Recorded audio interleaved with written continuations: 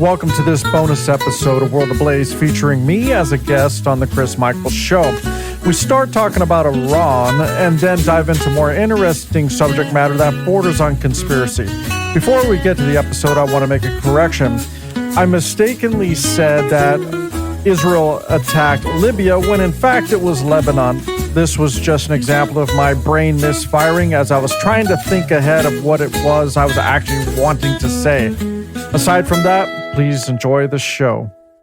All right, it's the Chris Michaels Show, interview night. Yes, I am here with George Fonts. He hosts World Ablaze with George Fonts, delivering unfiltered, no BS conversations and commentary about politics, news, and geopolitics. He sometimes leans a little bit right of center, but I do think Mr. Fonts is a lot more well-versed on certain topics than old Chris Michaels. George, thanks for joining me. Appreciate it, honestly. Thank you. No, it's been a great time just chatting with you before we started off just now. I don't know about you, but I have been very concerned about what's been going on in the world stage, whether that is with the Ukraine, whether that is with China and what's going on with the Philippines and Taiwan and all that, but most recently Iran. I mean, what is happening over there? We've got the Trump two-step. Every time we go one way, he says, that's it. We're going to end everybody. We're going to turn the place into glass. And then, hey, we've got something going on and we manipulate the markets. What do you know about all of this that's going on? Well, if I'm going to be honest with most people, I do a lot of deep diving into this stuff, and I've studied a lot of what happens in the Middle East, the intricate relationships, etc. You know, a lot of these things go back thousands of years. But as far as I'm concerned, I may see some of it differently for sure. I mean, I just threw it out there with you earlier before we started this that my nephew is actually deployed there. He is in the Strait of Hormuz. He's a Marine, part of the 3-1. So he's out there. Not saying that he's telling me everything that's going on because he's a Marine. He can't. I get it. But at the same time, what you said about Trump doing the two-step, I think with what's going on with Trump is really more of him keeping people off balance. I don't believe he's as stupid as people take him for. And I think a lot of people dismiss the fact that as a president, you get a lot more intel than the average person, me, gets. And the only thing you and I can really do, or anybody, is read the tea leaves, really. The how good you're at that, though, depends on your due diligence and how much information you're willing to cast a web around, right? How much you can pull in, how much you're willing to study that, extrapolate the data, et cetera, and then maybe have an informed opinion. And so that's kind of been my approach. As far as should we be there, that's kind of a loaded question. That's a nearly 50-year history between Iran and the U.S., and it hasn't necessarily been a good one. We could blame the U.S. for certain things, like hey, siding with Iraq, for the Iraq-Iran war. Okay, I could get that, but the argument that many people make that well, this is the U.S.'s fault. I mean, if we didn't try to overthrow the monarchy, with Operation Ajax, sure, we can talk about that, but everybody also ignores that we're only there supporting our ally, the UK, who actually wanted us there because of an oil dispute, right? So a lot of people don't even talk about it. They just look at U.S. bad. We shouldn't be doing this. But if we're talking about in modern times, I'm not going to apologize about anything when it comes to what I say about it. I don't believe the Islamic regime should resist. Since they've been in power, there hasn't been any peace in the Middle East. And what I find interesting is now that they're being choked right now financially, all their proxies seem to be fairly quiet. If we're talking about Hamas, the Houthis, Hezbollah, they haven't been as active as they used to be. Pretty much proof in the pudding as to what they have been doing there. But still, should we be there? I think we're protecting our interests. I think most will say we're doing it on the behest of Israel, which I don't believe that is the case. I mean, Trump has made it clear, especially during the 12-day war, that he wasn't very happy with their actions and how they went about things. Same thing when they went to go attack Libya while we're trying to have a ceasefire during the current conflict. He wasn't happy about that either. So I think there's a catch-22 there, right? In how I feel about the situation. I think Iran itself, the people need to have their country back ever since the regime took over in 1978, in my opinion. I think the Iranian people themselves, for the most part, they're good people. They didn't necessarily ask for this. And I've talked to journalists. I've talked to many families that are actually from Iran that escape that transition into the regime. Okay, I talked to many people in the intel community. Doesn't make me an intel guy, but they talk to me. So I'm just going to tell you that there's a lot more going on. The more people are letting us know. And if you're relying on what the mainstream media or your favorite podfluencer is what I call them telling you, I'm just saying you're getting surface level information based on emotional reactions. And that's what I can say thus far about what's going on. So it's my opinions. Exactly. I mean, people like us, what do we do? I mean, politics, geopolitics, current events, it's our soap opera. This is what we pay attention to. And a lot of people get upset by it. But the thing that everyone not necessarily realizes is that it's just that. We jawbone about stuff. They know nothing more than we do. We're able to connect dots just as much as they are. It's just a spin that we may necessarily not put on it or put on it. That's all it is, right? So everyone has their own audience. And you and I both know how that game works. Oh, yeah. I see my thing with what's going on in the Straits of Hormuz is I lean more towards, I guess, what would that be? I think the moniker is far right. If you have an opinion that is slightly against Trump in some kind of way, I completely agree with you that most of what Trump does on Truth Social and all of his rhetoric, it is there to create a fog of war atmosphere. It's there to help the markets. It's there to help calm the markets, because I do not believe for a second that if somebody like Joe Biden or Barack Obama did something like this, attacking Iran not once but twice, they would not have control over the markets as well as Trump does. I mean, the oil has been relatively stable for the most part. It's not shot up to 150, 200. No, still expensive, but not. It is. Yeah, it hasn't gotten to the insane level yet. Right. And he's been doing a masterful job of making sure it doesn't. So I do believe he's way smarter than people give him credit for. However, at the same time, I don't think the public at large, and I'll even throw in Trump's cabinet potentially, I don't think they realize the strength that Iran currently has, not only in itself, but with other countries such as Russia and China. And I also think that the main actions taken by Trump, while it does serve Israel because they want to balkanize the Middle East, I think the last time I looked, they want to tear up Iran into seven different micro countries or whatever. The main angle I see with all of this is to try and eliminate the Belt and Road Initiative from China. So that's the ultimate angle with Trump. And I don't believe people truly understand the strength that Russia, China, Iran, and potentially North Korea have combined. And also the political influence that has too when faced with the rest of the world, like countries like Africa and the global South. It doesn't look good on the political stage for the US when it comes to its influence operations doing what they've done last month. Right. Well, I'll say this. I'm not sure what Israel's actual plans are. I look at Israel as, yes, they're an ally. Okay, we can say that, we can debate it, we can believe it, want to dispute it, whatever, it doesn't matter. The fact is they are. They do help us with intel and et cetera, and I know this for facts. But I don't believe we should be all in on another country's well-being necessarily. I think the only reason we are is because they're kind of just a strategic partner. But then again, so is the UAE at this point, right? We have other Gulf nations that we've been working with and partnering with. And I think that gives us leverage over, let's say, Iran. But I like where you're going, though. I'm gonna touch on this because you said all the right things that a lot of people are overlooking. But let's start with the Strait of Hormuz. Okay, a lot of people don't understand that the Strait of Hormuz wasn't just proving whether or not we can control it. That was always going to happen. Okay, I'm going to tell you that right now. What people don't understand is we haven't seen the full U.S. military might in action. We just have not. Trump's approach right now, and I think what's going on with all the waffling, to be honest, hey, we won or we didn't, we controlled it, we're over, it's not over, let's go back. I get that's hilarious. But I think what Trump's trying to do, and if anybody's actually paid attention to him, since the 80s, he's spoken about Iran. He's spoken about the regime. He has, yeah. Ever since the attack on our embassies, ever since all the killings of our U.S. troops in the area.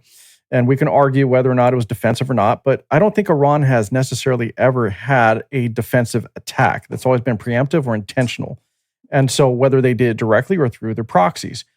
But at the same time, what Trump wants to do is he wants to take care of the situation that through over 50 years of U.S. policy, which was nothing but just appeasement and inaction. So that's why we're here now. Unfortunately, in our time, Trump is dealing with it. And the problem that Trump has is nobody likes him, right? I mean, people voted for him, but the majority of everybody, let's just say the Democrats, because there are a lot of them, they do not like Trump. And I get it. I mean, you're not going to like the president from your opposition party, understood. But he's very polarizing. And the world doesn't like the way he talks. Like earlier, we're talking about how he comes across, right? Like, well, he's not doing any favors with our allies because of the way he comes across. Yeah, he's crass. He's not very presidential. But getting back to the Strait of Hormuz in Iran, he's taken action when our other presidents didn't, okay? Between Obama and Biden, I think it was, $160 billion that they gave back to Iran through, unfreezing assets and giving them payments for things that literally we shouldn't have done. And Hillary Clinton pretty much was part of that whole scheme of giving them the uranium. I mean, there's a lot of things that we could look at that are our fault and that aren't our fault. But Trump, in the end, what he doesn't want to see, he doesn't want to see military personnel of the USA die in a conflict. He said that many times. He does not like war. He doesn't want to go to war and see people die. What Trump is trying to do, really literally trying to do, I think he thought through posturing of the military might of the US and through using weapons from a distance, such as bombings and whatnot, that he would bring Iran to heel just based on that. But the problem is, you're talking about a fundamentalist, theocratic, authoritarian regime. They're not going to give up their power because all they have is the power over their people. They're not going to allow you to dismantle that and free them, right? And I know there's that angle too. But the reality is, I think Trump thought that, hey, we're the US, we're big and bad, we're going to come in here, we're going to bomb the hell out of you, which he did, and you're going to listen. And unfortunately for Trump, the response isn't what he wanted. So that's why we keep seeing this. All right, well, we're going to do a ceasefire. Let's regroup. Let's talk about this. And then he does it again. And it's like, okay, we won. And then Iran fights back. I mean, so I think Trump has been holding back.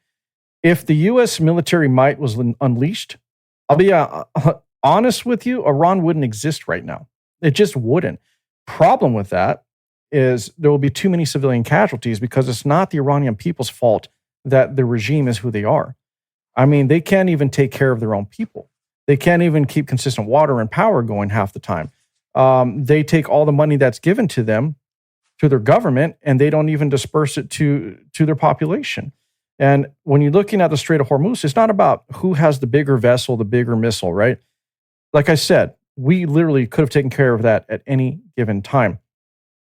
If it was me, Chris, this would have been over. I would have bombed and decimated Karg Island. It would have been done.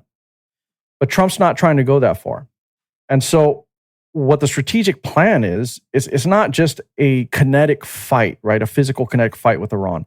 What it is choking their finances because that money they get from oil funds 45% of their government, 45% of their earnings. Their biggest customer being China, taking 90% of that oil. So by choking off Iran's finances, and a lot of people say, well, they have other means. Well, they don't know what they're talking about. Sure, you can try to ship the oil over land, but it's not effective. And it's very dangerous for them as well. Because what's going to stop land pirates or raiders from taking that oil? Not once it gets out of Iran's control, good luck. So by us doing what we're doing in the Strait of Hormuz, it's really about choking off the financial means, really crippling the economy for the Islamic regime. And that's what we're seeing in real time. They don't have much longer to last financially. And you brought up Russia and you brought up China. Sure, they're allies, but how close is that relationship? We've seen China turn their back on their allies many times. When we're talking about Chinese power, sure, we can talk about Africa. We can talk about some of the Indo-Pacific region, the other countries that they became partners with. But what they have had done many times is, sure, they'll step in, say, look, we're going to build your infrastructure. We're going to help you take care of everything you need. We're going to put our companies here, and we're going to put $50, $60 billion into this. But China very, very much treats that as a loan. And when they don't pay up, they definitely use that leverage and they pull out. So China's not necessarily the partner everybody thinks it is. I think China's forced to partner with Iran in the Middle East because they get oil for cheap from them. And who else do they really have? Honestly, there's some other relationships, but nothing like what they had with Iran. And then Russia being occupied in Ukraine, as you know, what is it, the 5th or 6th year now? I think 22 is when it started, right? So we're on year 4-ish, a little over 4. Going into 5, I think. I think we're going in, we're getting into that area. I think it is 5. Huh. Well, anyway, 4 or 5, it doesn't matter. It's been longer than World War II, if I believe. Yeah, right. If I've done my calculations. Where I'm going with this is Russia is preoccupied. They could send stuff to Iran, but they can't militarily really get involved. And when we're talking about Ukraine, I mean, a lot of people always say, well, why didn't Russia just wipe out Ukraine, a smaller country? Well, because they have a logistics problem. They've always had a logistics problem. They didn't assess properly what it takes to keep war going logistically. And that's what's hurting them. They conscripted people who also didn't want to be there and fight in their war, right? And try to leave. So you got a resilient country in Ukraine who's not going to give up. They're going to fight to the death because they really do not want to be part of the Russian Empire. But Russia's not in a place to really support Iran to the extent people think. So Iran at this moment is on their own. The Islamic regime is on their own. I think what Trump has done successfully, and we give him credit because he's the president, but militarily what we've done successfully is we crippled their economy. We have decimated their leadership, and they're in complete disarray right now, literally. There's infighting between the Islamic regime and the IRGC. There really is. The IRGC is taking the lead. They're using their military prowess and power to make decisions. And then we still have the Iranian army that nobody's talking about, that as of now, their funding is also running out. And we've also seen previously when there were riots and people were killed, the Iranian army did not necessarily side with the Islamic regime on that. So the Iranian army very well could be the army of the people literally here very soon if things get too far out of hand. This is just what I'm seeing. Now, I could be wrong on some of this, but just from what I've read, the people I've talked to, and what I know in real time, this is what is happening and unfolding. The Islamic regime is in trouble. They're projecting power through their AI slop that they put all over social media. Yeah, the Lego videos. Those are great, though. I'm going to give it to them. They're funny. Let's just be honest. They're funny. I'm not going to say they don't have a sense of humor. But do we really think that when it comes to Strait of Hormuz, that all their little speedboats is enough to take out the U.S. military? Can they be effective? If used properly, sorry. If used properly, it is. Yeah, they can use that, like a mosquito type swarm effect, like, hey, tons of bolts at a larger vessel and try to overwhelm them. But we have aircraft carriers. So we have F-35s, we have helicopters, we still have A-10 Warthogs out there patrolling the area. We have fuel tankers in the sky right now, still flying around. So it's not going to happen. So all they have is short to sea missiles at this moment. And that can easily be taken out if we really wanted to go all in. So I think they don't have much more time. It's just we're not really pressing as hard as we could to take care of the situation at hand, in my opinion. So, all right. So I conflict with you on a lot. So that's fine. The idea that the United States is not going full bore, it's not, and it can't. It doesn't have the logistics network to do so, right? The other thing is with this whole idea of a blockade choking Iran. I can't really buy that, because if you were to actually do something that would be substantial as far as a blockade is concerned, you would be approaching Iran a lot closer than what you've done, and they won't. And the reason why is because of they've got a multi-layered defense. So that includes not only artillery, but they've got drones, they've got missiles, they got multiple levels of missiles, including today before we got on. There were several attacks against U.S. destroyers. Now, the United States has said nothing about it, but the Iranians have come and said, well, yeah, we damaged them. We're not quite sure how badly we've damaged them, but we've done it. The air refuelers. Iran has taken out, I think, 6 to 8 air refuelers before the ceasefire took place. Now, that doesn't mean that's the end of the logistics network over there too, because obviously the United States has been streaming in supplies ever since the first minute of the ceasefire. So there's that. But the main problem that I have with all of this is that where is Trump going to go on the escalation ladder? Okay, so you destroy Karg Island. So what?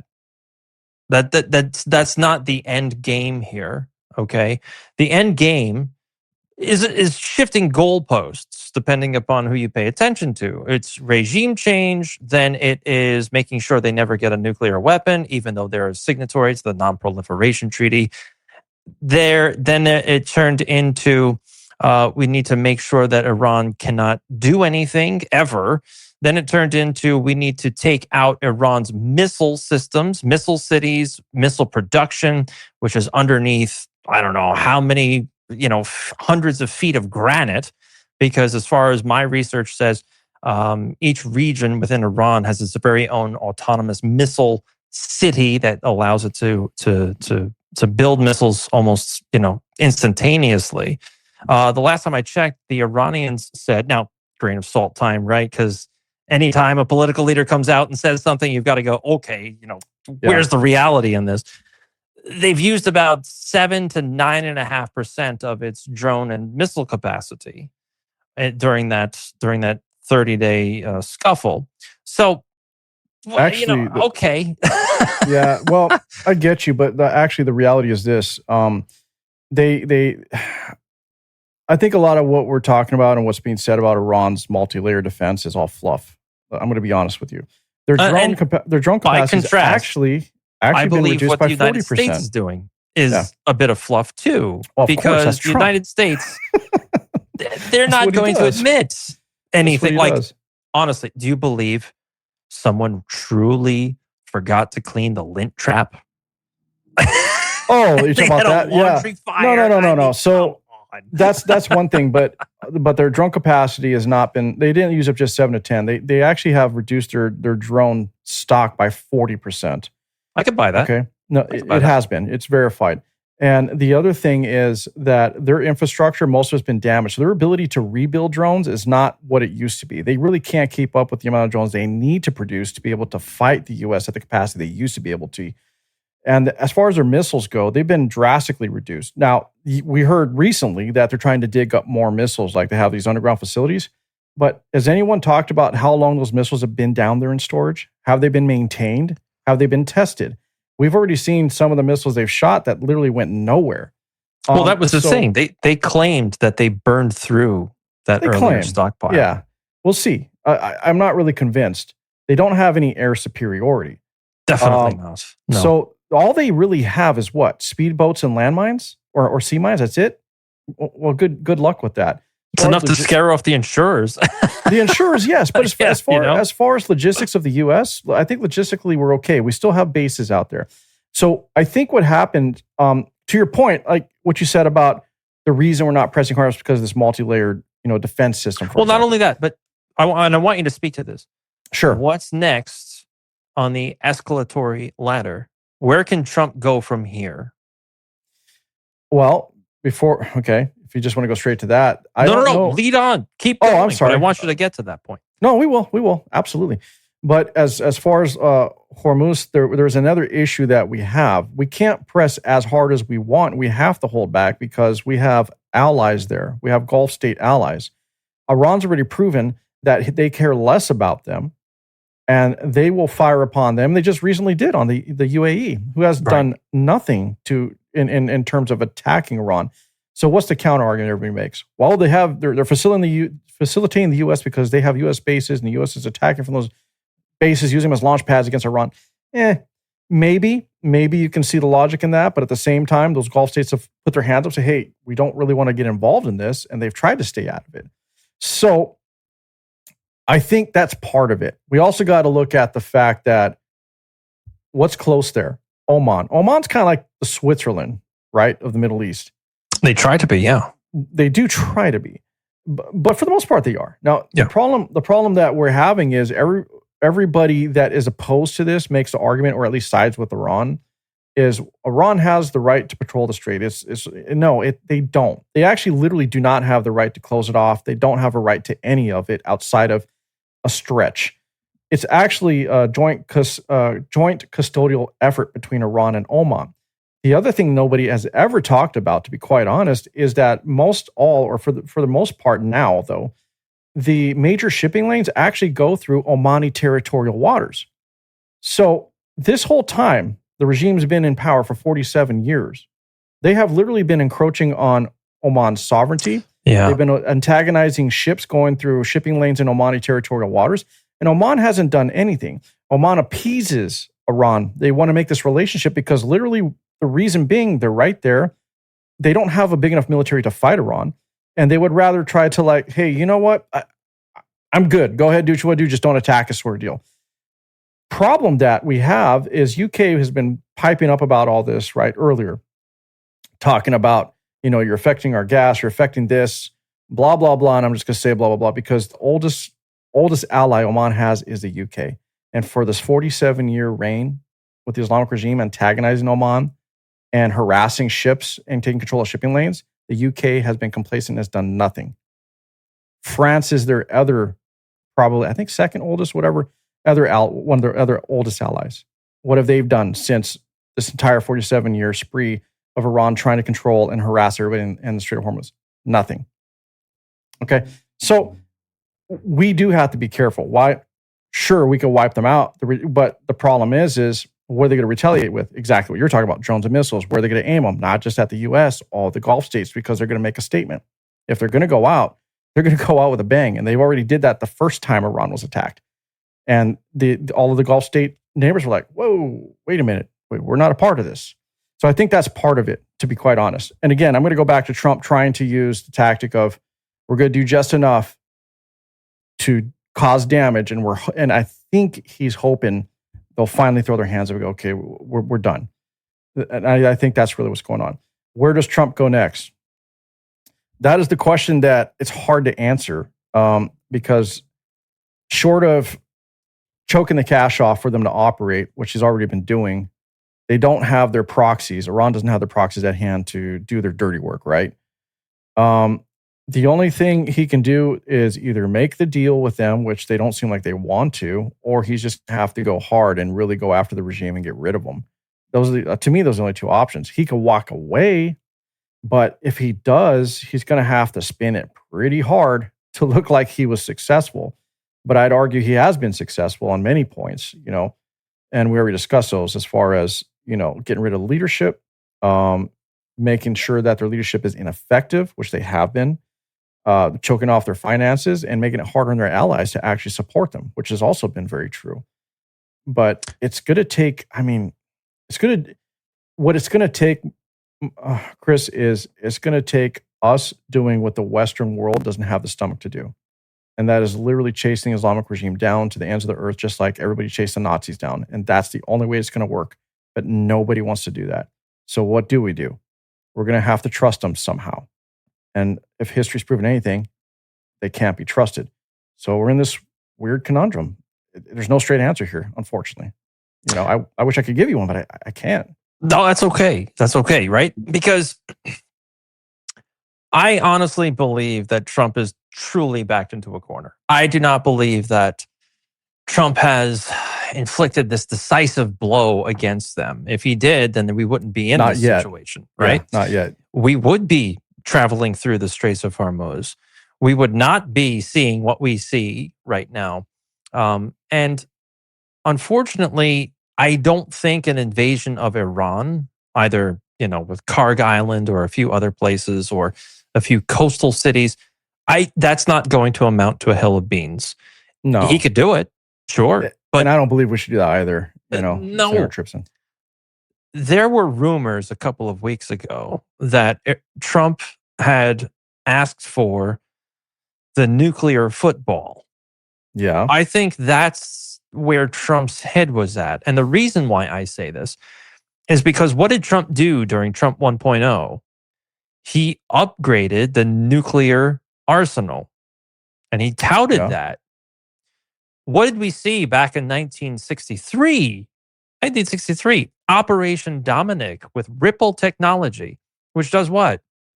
Basically, you've got clean nukes and the fallout is almost nothing. It's like 0.01% fallout. So that Right. means that the United States is essentially an arsenal of clean nukes. You don't need these dirty devices that we saw back in Hiroshima and Nagasaki and all of these other tests that we saw with Tsar Bomba. You ever see that one? That's a huge firecracker. And I think that's where Trump wanted to take this, because I can't see them actually ending this and sending a strong enough message. Now, you also brought up a good distinction between the IRGC and the actual army itself. I think that Trump and Israel wanted to splinter that group or those two groups and create a chasm between them. And I don't think they've been successful in doing so. And that's why we saw all of these calls to rise up. And we saw all of these protesters in the beginning of the year. And then Trump spilled the beans by saying, yes, we gave them all weapons. So are they protesters or are they fifth columnists? Yeah. It certainly looks like fifth columnist seditionists to me. And I don't mean January 6th rabble rally seditionists, right? Where we walk around with a podium under our arm. Yeah. I mean, actual weapons. Yeah, no. So I think that's where Trump really wanted to take this. And there's enough evidence to say that the Ukrainians have used clean nukes or low yield nukes against Russia back in, 2023. I can even throw Beirut into there a decade ago. Where, oh yes, it's fertilizer. Is it the fertilizer create a mushroom cloud? I'm sorry, I don't believe it. I remember that. Yeah, you're right. Yeah, I'm not buying that. So, I mean, you want to talk about shit, there it is. Yeah. So there you go. So that's where I think Trump wanted to take this. Now, the other variable behind all of this, you really think Israel's arsenal. He wants to do that? What's that? You really think he wants to do that, though? Use. I wouldn't put it past him. Nukes. I wouldn't put it past him. Not a full-on one, right? He's not going to launch 50 Ripple Tech nukes. Right. But if he can do something like that, if he can launch one, maybe two, to create a message, maybe somewhere near a nuclear facility, get the point across where it doesn't really raise a lot of eyebrows. It's almost in the middle of nowhere.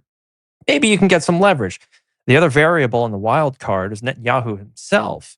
We all know he's got nuclear weapons, right? Let's stop beating around the bush. Yeah. What is he doing behind closed doors? Is he threatening to use nuclear weapons? Is that one of the main reasons why Trump decided to launch this attack again in 2026? Was it essentially saying, if you don't attack them, then I'm going to attack them with nuclear weapons? And Miriam Adelson is going to release some juicy details about you. Maybe something along those lines. So that's what I mean by the escalatory ladder. There's not a lot of places he can go. No, well, that's... I think you have some valid arguments there if we look at Trump as a crazy man, but... He's not crazy. He's crazy like a fox. Right? I don't think that's where he's gonna go. Only because there's only so many areas you could use a device like that. And the problem with that is if he does move forward, the civilian fallout, regardless of how controlled it is not going to be looked, it's not, everyone's going to look down on it. They're going to look down on the U.S. for sure. And as soon as you try to use a nuclear weapon, whether it's low yield or not, that triggers a response from China, Russia. Exactly. And don't forget, North Korea has been itching. So yeah, they have. I'm just saying, places. That would be my only counter to that, And honestly, you also got to look at Pakistan's right there. They're not a strong ally of the U.S. They try to claim they are, but every time something happens, they side with some jihadist group somewhere, or they get behind Iran. And there's nothing to say that they would not use their nuclear weapons in response. So I don't think Trump.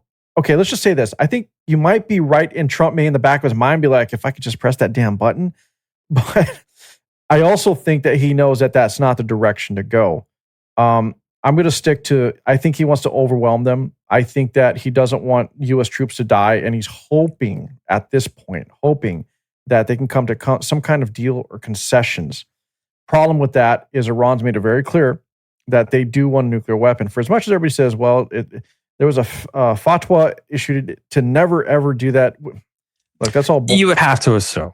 Yeah, that's all lies. Yeah, it literally is. They do want to develop one. They have literally, it's in their charter, and Hamas's charter as well, that kill the infidel, period, convert or die. That's their mantra, and death to America. I'm sorry, it's true. Nobody wants to buy it. They think that's just a talking point, but it's not. What do you think motivates them to keep doing what they're doing? There's that, and they do not want Israel to exist. I'm personally not here to defend Israel. Okay, so I just want to throw that out there. I don't want to get in the whole Israel thing because everybody, I'm tired of that talking point. Watch out for that one. No, but what I'm getting at is like I'm more focused on what's good for the U.S. And honestly, the removal of the Islamic regime is good for us. Why? Let's go back to what you brought up earlier. Venezuela. Who was there in our own hemisphere? Who was there? It wasn't just China. It was Iran.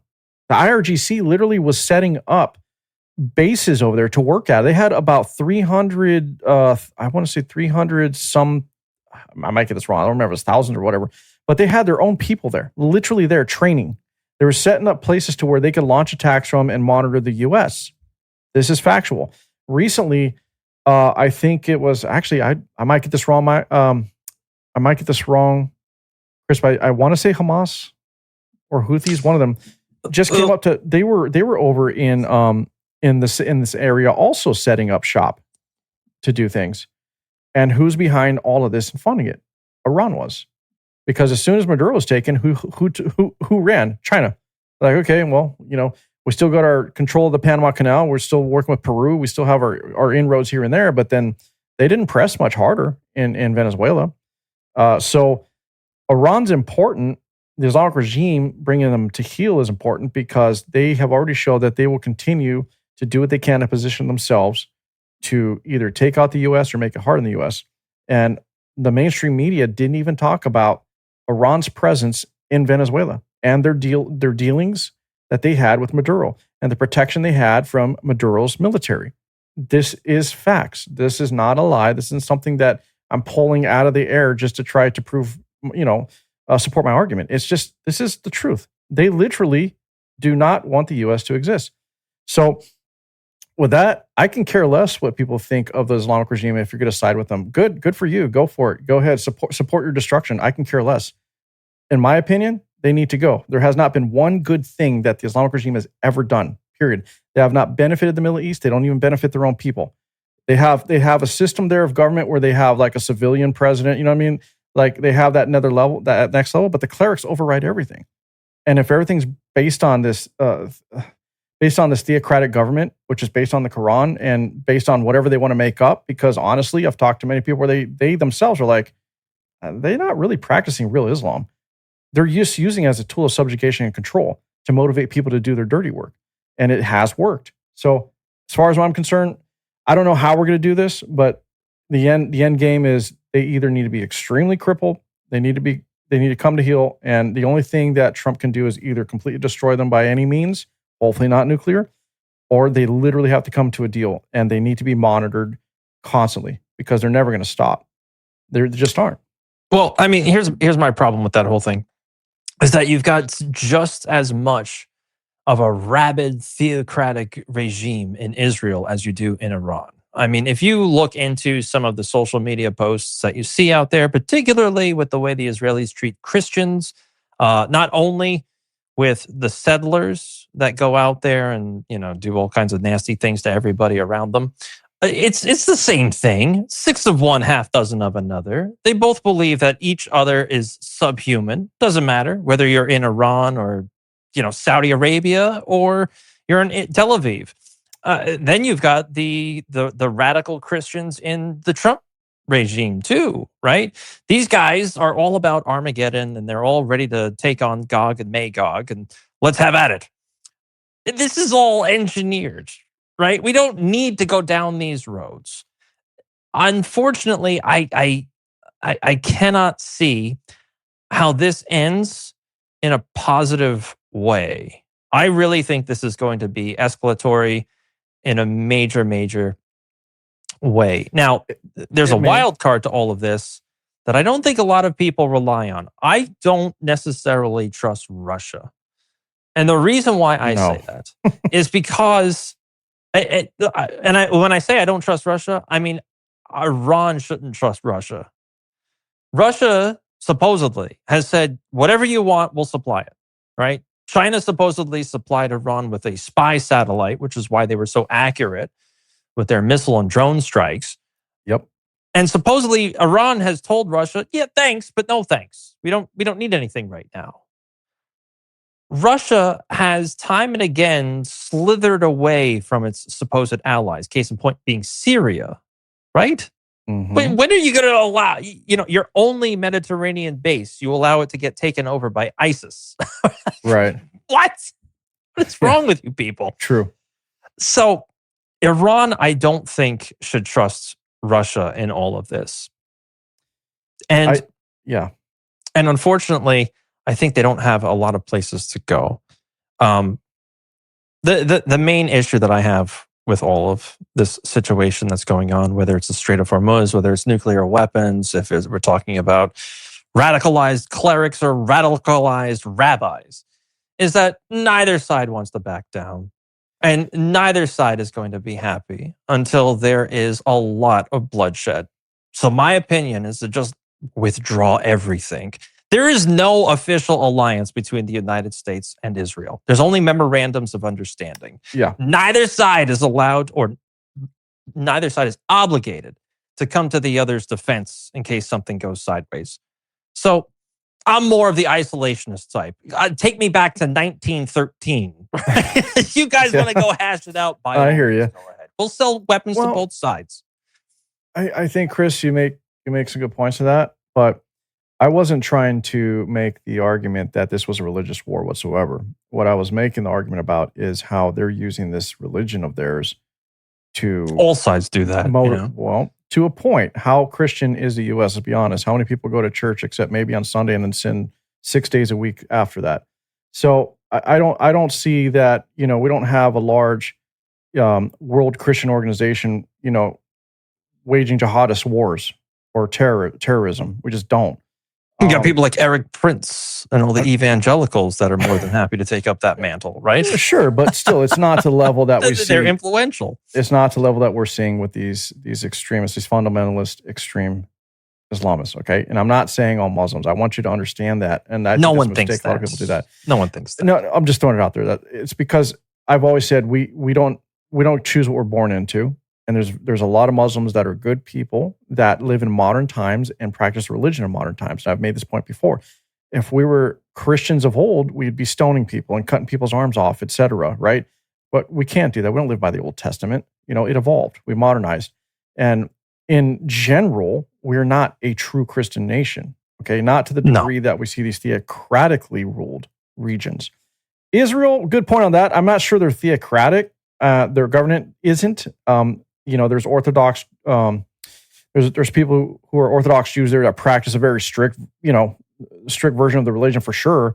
And they do have their agenda. I'm not going to argue they don't, but the point I was making is the reason we have to handle the regime is because their consistent intent on destroying the West.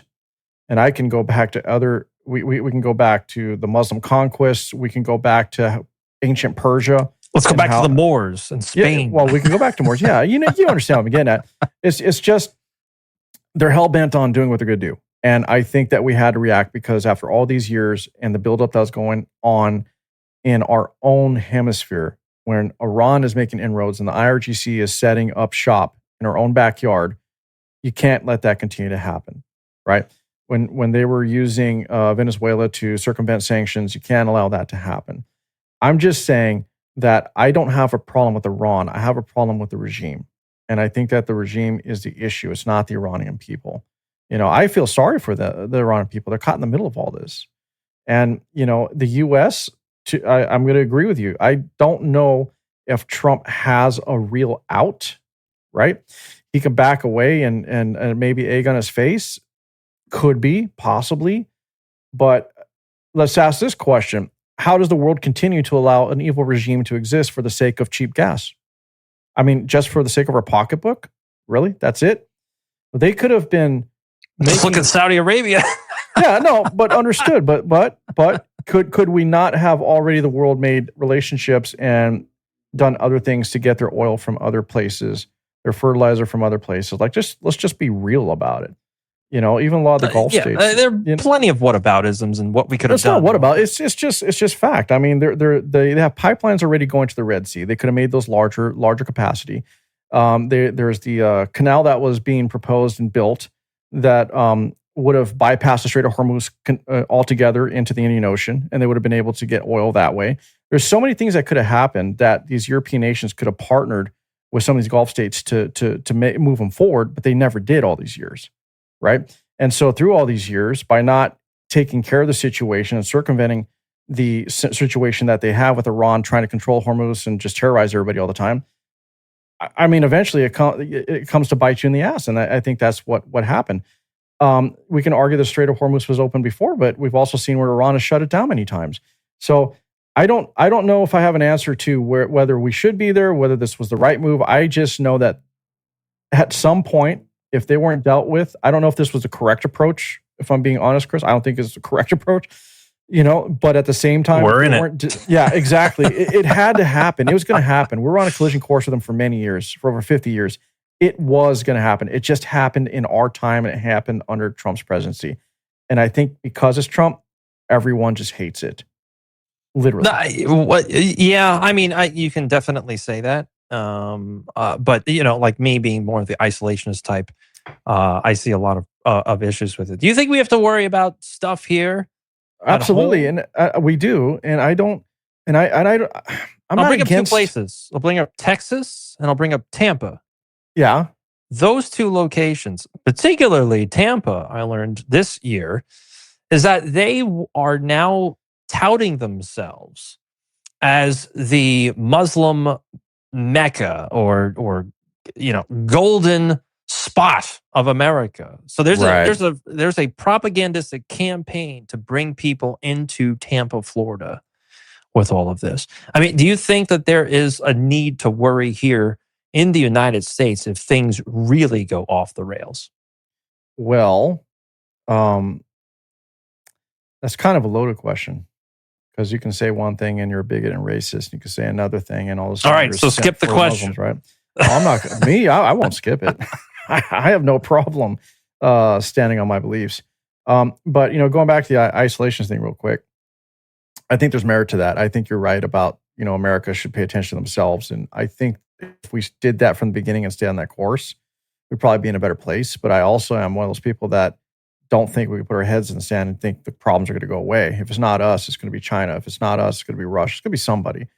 I'm not sure if it justifies that we're necessarily better than everybody, but I would say I'd rather have a power based on democracy or democratic ideas than theocratic or authoritarian powers ruling the world at this point.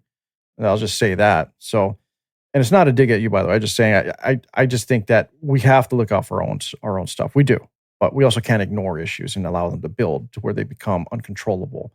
As far as here, look, the problem we have isn't every Muslim. It's just not. The problem we have are the ones that we don't know of that are fundamentally aligned and in allegiance to the Islamic regime, period. We don't know. We just don't. And we also can't ignore that, at our borders only, I think it was in 2025 stats, there was enough known terrorists trying to get into our southern border, the number of which that we actually apprehended to put 80 terrorists in every state of this country. Doesn't take too many terrorists to cause trouble. But if you put 80 in every country and every state of this country, that's an issue. Those are legit terrorist cells. Right. And we're not talking about the gotaways, the people that still did get in. So the danger we have is not Muslims per se. To me, the problem are those who are coming in under the banner of, I want to be a U.S. citizen and I need a better life. But in the back of their mind, what they're really doing when they go home is they're planning and plotting and being on the ready to overthrow the U.S. When you're trying to create communities to where you're closing out our culture and our laws to create your own communities where you can, enforce your own teachings through your own schools and your own laws based on your religion, that's you literally setting up a nation within a nation. And you're telling the US, like, you know what, this is my land. You're not going to tell me what to do. And I don't have to listen to you or adhere to your culture or uphold your constitution. In fact, what we're going to do is use it against you. We're going to use your ability to be accepting and your ability to be ethical and appease people because you don't want to offend anybody. And we're just going to root ourselves here. And then when the time comes, they get into your politics. And we've seen this happen in the UK.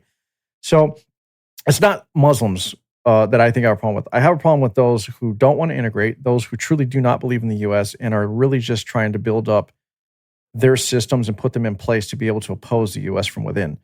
And again, we've seen this in Texas, right? You referenced Texas, that big complex or community they want enormous. Enormous. That's exactly what they're doing. That's a perfect example of what the play is by some of these people who want to harm us. They want to set up their nation in a nation. They want their own rules, their own laws, their own education, everything. They do not want to conform. They even want their own police force in there. So we've seen the same thing in Minnesota. It's not closed off, but good luck. They control it, the area. This isn't just that. What about Kansas? And of course, you're talking about Tampa, Florida. I mean, this is everywhere and it's spreading. So what I would say is it isn't bigoted or racist to question and call out. Everyone should be vetted. Everyone should be monitored and checked. Period. Anybody who's an immigrant should be. And there are those who are born here that are taught by their family, their friends, to be fundamentalists. And so it's almost like asking, should we even allow them in the country? That's a hard one because there are people who really, really are trying to look for better life and don't believe in, destroying the US from within. But how do we look at these people and how are we able to really separate those who we would consider good for our country and who truly want to be here for a better life from those who want to destroy us? It's really hard. I mean, I don't know how we go about that. It truly is. And I think the only way to really look at that kind of issue is through a transnational lens, that we're dealing with organizations that do not believe in national boundaries. So that means that you can be a citizen of France and still support this kind of immigration, right? You can do it all over the world, and you can see these hyper elites coalesce around a single agenda. And me personally, I think that what they intend to do is to take the United States down a few pegs. You see the money streaming towards the east, towards China, right? It seems as though, for at least from my perspective with the banks, they want a Chinese-style society with social credit scores and monitoring here in the United States and throughout the West. They just need the catalyst to do so. And then so far, they haven't had a good opportunity to unleash that kind of thing. I'm not saying that the Trump administration would do something like that, but I am suspicious of people like Peter Thiel and the Ellisons and all of the rest. Gates. I mean, they have raging hard-ons to subjugate your ability to travel. Right. And that's where I really think they're trying to balkanize the United States by allowing unfettered immigration. I think there's a good case for that. A lot of people will call that a conspiracy, but we have seen the persistence. Listen, hold on. Two people in a room talking about doing something, no matter how harmless or dangerous it could be, is a conspiracy. So I don't want to hear conspiracy. I hear it. I mean? Oh no, and I'm not saying you are. I'm saying a lot of people call it conspiracy, but we've seen enough evidence of that, right? Like just look at the WEF, World Economic Forum. We've seen the videos that come out of there. They are talking crazy, like dystopian movie scripts, like literally. Yes. Straight 1984 stuff or.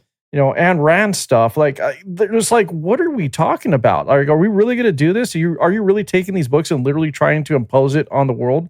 Like, that's what it seems like.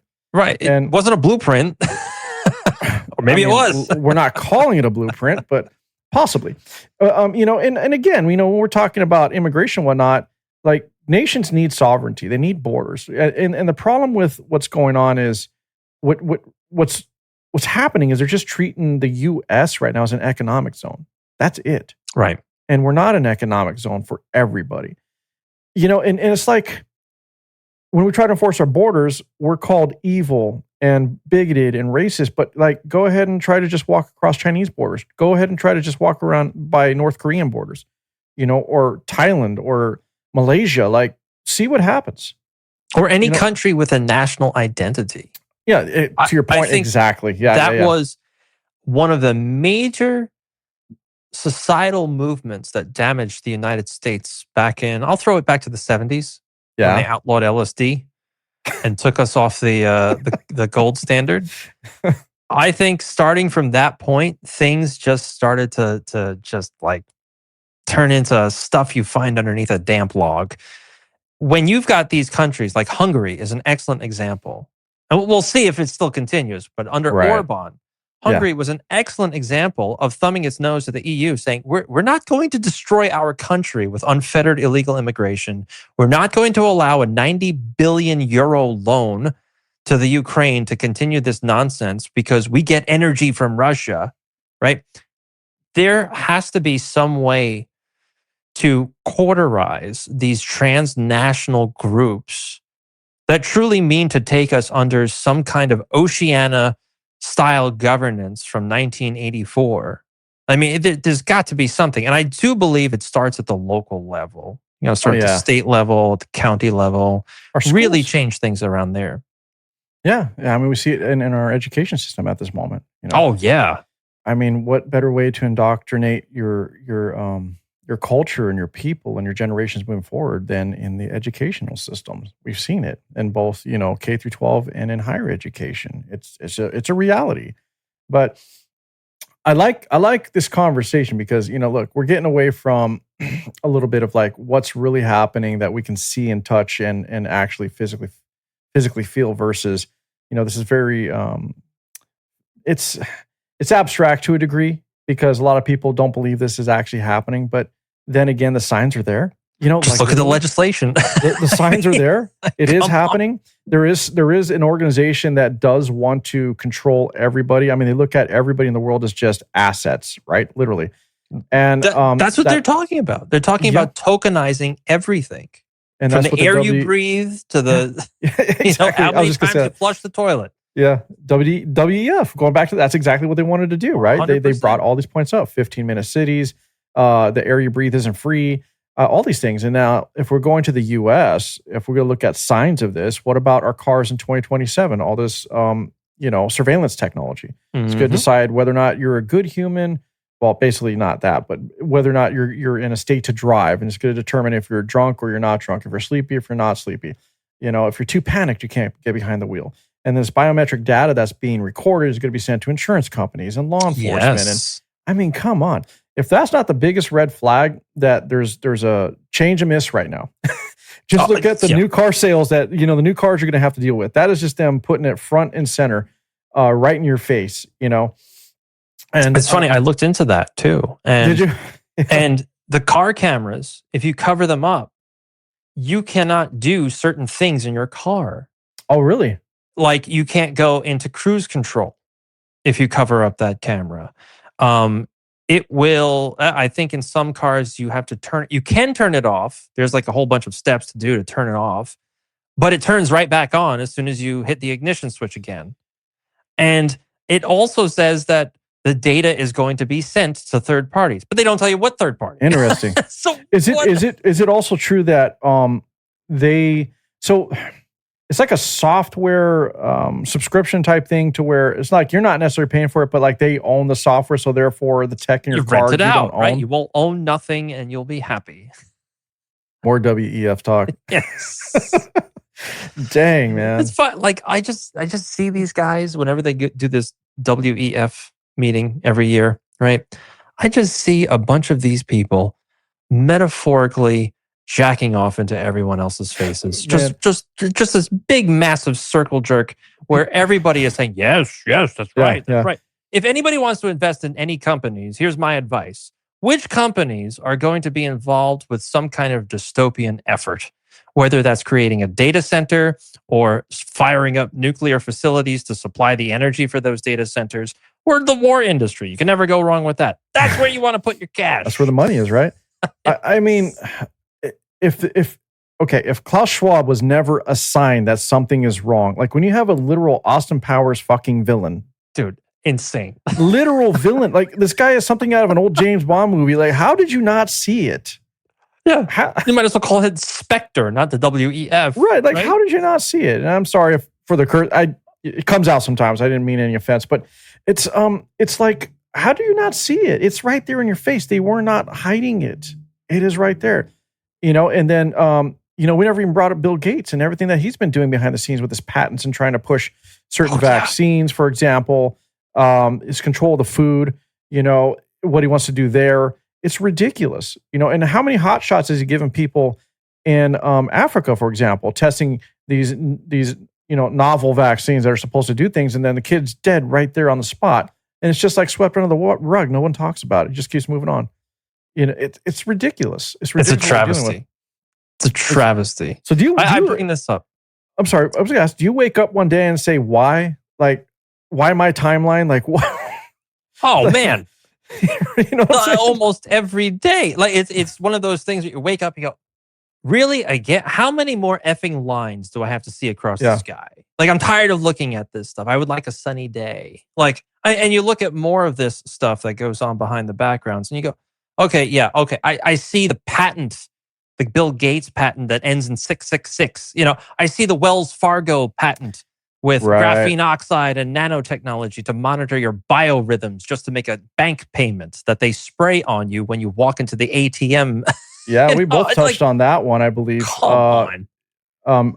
You may know more than I didn't go too deep on it. I heard about it. I was like, wait a minute. I was like looking into it, but I mean, can you walk through how they're intending to act? Like, how are they actually intending to use that? Like, does it actually soak into your skin? Because that's what I read. It has to. And right. And so, does it flush out? Does it get rid of it? That's the question, right? Yeah, nobody knows. Yeah, I think like if they move forward with that, you're going to be constantly monitored biometrically, no matter where you go. Exactly. Instead of like putting the chip in, it's like all these nanoparticles that you have zero idea about that you don't even feel. 100%. And now you understand why Trump has pushed the 6G network. He pushed 5G during his first presidency. Remember during COVID, 5G installation that had to be, make or break. Everyone had to go out there and install these 5G relays. Now it's 6G. And he actually dropped a hint last week about, it will allow us to coordinate with implantable technology. Right. Okay, like what kind? Are we talking about, what Elon Musk does with Neuralink, which I wouldn't want anyway? Or are we talking about nanodust like Wells Fargo? If I remember the patent correctly with Wells Fargo, basically, you walk into, that little ATM alcove and they spray you with this crap. And there are readers in that alcove to determine whether or not you are who you say you are, if you want to withdraw cash or make a payment. But like you said, how do we know that this stuff is going to be able to be detoxed from our body? We don't know, especially if it's a nanometal. Then you have to go on a detox protocol. It's no other way to get around it. And who gives them the authorization to spray us with nanomaterial that can go literally in our cells? Like, who do you think you effing are? I think those contracts are going to be signed just to our everyday use of personal items. Like, how many agreements do we already sign for downloading an app or accepting? Right. Like there's so much fine print. We never even go through it. We just want to go on with our lives. But getting back to these nanoparticles, this dust. I look, Wells Fargo is one part of this, right? I think the patent was actually was owned by Google. I think Google actually developed it, which in turn is DARPA. I believe so. Sure. That's what I looked up and went into the other day when I was talking about it. It was actually, I believe Google developed it. I think Fargo has a hand in where they might have invested. You could fact check me on that, but they do have a play in here where they want to use this for exactly what you said. But even if you don't want to do business with Wells Fargo, good luck. What about going to a sporting event and they're screening you for weapons? Right. Or anywhere, concert, a movie. What if you're deemed to be a threat? Like, look, so we're talking about the food supply earlier, right? What if it gets so bad that they got to verify who you are just to shop? 100%. And then here we go. Now we're using this technology for that. I mean, where does it end? And then you're going to be desperate because you got to survive. So you're going to want to go ahead and sign that dotted line. So sure, yeah, whatever. At some point, if people just cave in and go, I just want to eat. I just want to turn my TV on. You know, I'm good. Whatever. Yeah, go ahead. No harm. And we get back to what we kind of touched on in us humans being assets. We're just cattle. We're just cattle for these elitists, and I do not know who it is at the top. I don't think any of us do. No, it's the thing. Yeah. And if we did, we would probably be disappointed, maybe. Could you imagine that? Yeah, right. It's some idiot. But you know, this is real talk, Chris. It really is. It's real talk that people ignore because it sounds outlandish. But right before our eyes, everything that we're told is crazy is slowly happening. It started way back, like you said, right? Once we switch from the gold standard, and then we don't even talk about Monsanto anymore and what they did. We don't talk about, you know, how these farmers can't grow their crops because if you do, and it was pollinated by a bee that took a crop from another place, wait a minute, that's our genetic code that cross-pollinated. Nope, that's our crop. You can't have it now, right? And that's the path that Bill Gates was going down. Why do you think he's buying so much farmland? Does it make any sense? He's not a farmer. He wants a stake in the food supply. Could you imagine him? Could you imagine old blubber titties Gates out there with a hoe on a tractor in the sun out there? That'd be something, man. But no, dude, I totally hear you on all this talk because it's like it's ignored. It's ignored. It's totally ignored, and it's swept under the rug. A lot of people just don't pick up on it, especially the regular mouth breathing ham and eggers out there in America. You know, they're all infatuated with the Met Gala and these bizarre outfits. Please. And it's just nauseating to think that, oh man, you can vote too. And your vote counts just as much as mine. Yeah, right. I'm with you. Yeah. Tell me about inequality and how the money needs to be spread around to everybody while you walk around with a $300,000 dress, a $300,000 table, and a $100,000 ticket. Sure. I'm sorry. And so a dollar sign on your eyes. As we round out the hour, you have many, many contacts, like you said. You're not going to spill the beans. We don't want names, but no, I can't. Is there anything that you can tell us that won't get you in trouble, but will raise some eyebrows from your contacts? Honestly, I'm not going to say directly, but I'm just going to say what you said earlier, the country, and that's China, period. It's not being cliche because everybody thinks China wants, you know, it's always China, right? But watch China. There was a prediction by many people who pay attention, say that 2027 was the year that China was going to act up and engage its plans, primarily with Taiwan. But that seems to be kicked down the road after seeing what happened in Iran. You've noticed, as we talked earlier, China hasn't been too involved with Iran. They're not really bailing them out. You know, they're giving them a little bit of, you know, support here and there. But they're not going to militarily step in. If they do, they know that's going to split them up and also split their ability to pursue their agenda, which is really the control of the Indo-Pacific region. The Belt and Road Initiative is a real thing, and it has been admitted, but the degree in which they're trying to pursue that for economic gains is the real issue that a lot of people don't talk about. They just think that, well, it's just opening trade. It's just opening up trade routes to more people and more access. No, it's really to funnel money and control to China. So I'm going to say from what I know, what I've been told, we got to be very, very careful. And we really got to be cautious of China. And that could also, I didn't bring this up, but that could also be why, like, we're there handling Iran. We could say, like you already said, maybe we are not successful, but if we go all in, the U.S. themselves cannot respond to China. I know for a fact there's been a lot of activity in the Indo-Pacific region, a lot of trainings, a lot of things going on militarily that's been happening.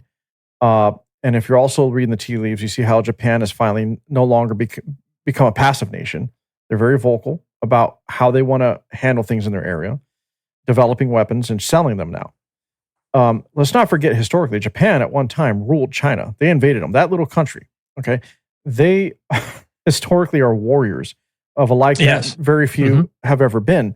And as small as they are, if they get motivated enough, they can be very dangerous on their own. So if China acts up, the only partner they really have there militarily is who? North Korea. And And Which North they don't Korea, have a good relationship with either. no, they don't. But we know Kim Jong. Come on, the guy. I mean, he's like the guy just that feels sad for not being invited to the party, right? He's just sitting there watching from far, like, oh, what about me? You guys need my help? No, all right, whatever. And he's just waiting. He's waiting. He's every so often he wants to remind the world how powerful and important they are by launching a missile that just falls in the ocean. But now they have nukes. They developed them, and that's where we're at. So whether the relationship is strong in the end, who else is going to side with China in that area to the degree that they can actually make any kind of dent in the situation? For example, it would be North Korea, definitely. And then that puts South Korea in a problem, right? In an issue. And then we have the Philippines, as you brought up earlier. So that China is right now watching. They're taking notes. They've been taking notes ever since Venezuela, by the way. Ever since what we did with Maduro. Okay. They've been taking notes. They did not respond. They didn't get aggressive. They did the whole, we condemn this. Sure, everybody does that. But what they're doing is taking notes to see how we respond, how we act. What are we going to use to retaliate and defend ourselves? They are watching everything right now, and they're going to be implementing their plans soon. And that's going to be the real issue there, Chris. It's not Iran. Iran is going to be a drop in the bucket compared to what China may do soon. And I'm not saying it's tomorrow, but the signs are there, the assessments are there, and everything really points to China. Everything. Russia, unfortunately, yeah, Putin's dangerous. He's crazy, but China's who we have to be looking out for right now. So I'll just say, let's pay attention to that. It's funny because there's a lot of rumors going around that 2027 is going to be the year for disclosure, right? So that would make perfect sense that if they try to play both of those angles off of one another, China tries to implement whatever it tries to implement in 2027, and then, we take the world to the brink, and then finally we have confirmation about extra-dimensional or interdimensional or extraterrestrial aliens or demons, right? If you're listening to Anna Paulina Meyerhofer. Remember COVID? The CIA admitted we had aliens. They released everything and no one paid attention. Exactly. But now we're on the precipice of more releases. Hey, is it true? I know you're trying to wrap up, but is it true? Is it true? I heard this rumor. Is it true that there is supposedly some meeting between like the Catholic Church and Christian leadership about some alleged exposure or revealing of some kind of aliens or lizard people, whatever? I heard a couple of things. So the first thing and you're kind of on the right path, but there's more to it. Okay. So the Vatican has its own, I guess, own group. I don't know what they would call it because it's an independent state in itself, but it has its own group that focuses on extraterrestrials and aliens. So that's the first thing. Second thing is that yes, there were apparently meetings being held with pastors and the Trump administration. Now that is not Catholicism. So you've got the evangelical route, or maybe the Christian Zionist route that's being filtered, that's having this information filtered through it. Then there was a guy by the name of Larry Johnson, who's on Judge Napolitano, I think weekly. Now he's an Obama guy, so you got to take what he says with a grain of salt. And he has suggested that there's now an actual movement in the United States to fracture Catholicism so that you would have a U.S. Catholicism. And if you do that, then you're probably going to start to see that kind of information trickle down through them. So I find that whole narrative about disclosure very funny because we saw these mysterious drones over New Jersey and other installations, and nobody knew anything about it. We were helpless, right? I don't buy that at all. I thought that was a bellwether. They were trying to gauge public reaction in a War of the Worlds style radio broadcast for the new millennia. And what we did was basically nothing. We sat around and said, yeah, we saw the drones. Oh my gosh, did you see them? We don't know who they're with. We don't know what they're doing. We don't know why they're up there. But yes, we saw them. And then we went all over social media. That didn't really go anywhere. So they tried the in your face, we're not giving a yes or no answer. So the way to do it is to try to do it on a metaphysical, spiritual level where you're saying, okay, You want to know the mysteries of the universe. You didn't buy the science route. You didn't buy the lights in the sky route.